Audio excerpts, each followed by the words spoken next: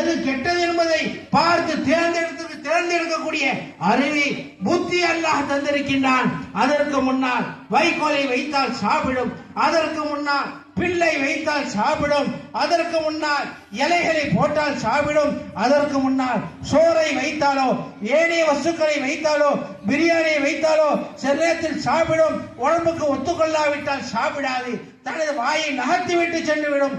ஆடு மாடுகளை நாம் பார்க்கின்றோம். அதற்கெல்லாம் இது எனக்கு நல்லது, இது எனக்கு கெட்டது என்பதாக பிரிக்கக்கூடிய அறிவை அல்லாஹ் அதற்கு தந்திருக்கின்றான். அதே போல் நாமும் வாழ்ந்தால் அதற்கும் நமக்கும் மத்தியிலே சம்பந்தம் இல்லாமல் போய்விடும்.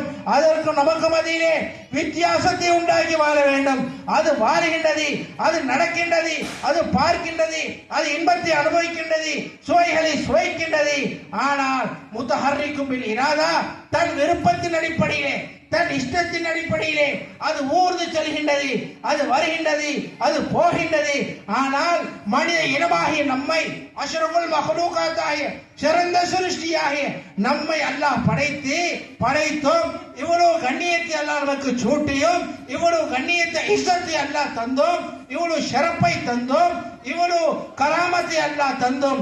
அவைகளை போல் வாழ்ந்தால் நமக்கும் அவைகளுக்கு மத்தியிலே வித்தியாசம் இல்லாமல் ஆகிவிடும். ஆகவே நாம் வாழக்கூடியவர்களாகிய நாம், மனிதர்களாக வாழக்கூடியவர்களாகிய நாம் நமது இஷ்டத்தின் அடிப்படையில் வாழாமல் அல்லாஹுடைய இஷ்டத்தின் அடிப்படையில் வாழ வேண்டும். அல்லாஹுடைய இஷ்டத்தின் அடிப்படையில் பார்க்க வேண்டும். அல்லாஹுடைய இஷ்டத்தின் அடிப்படையில் கேட்க வேண்டும். அல்லாஹுடைய இஷ்டத்தின் அடிப்படையில் விரும்ப வேண்டும்.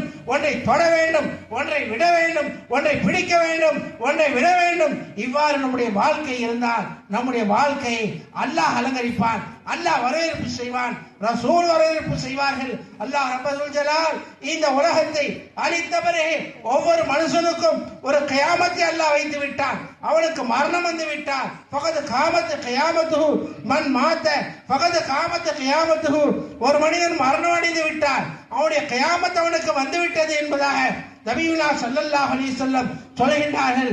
மௌத்துக்கு பிறகு முன்கர் நகீரை வைத்து அல்லாஹ் கேள்வி தொடுக்கின்றான்.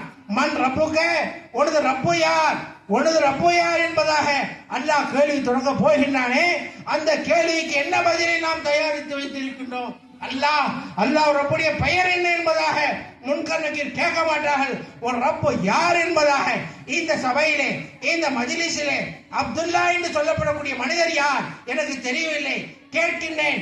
அப்பொழுது ஒரு மனிதர் சுட்டி காட்டுகின்றார், தோ இருக்கின்றார் அப்துல்லா என்பதாக.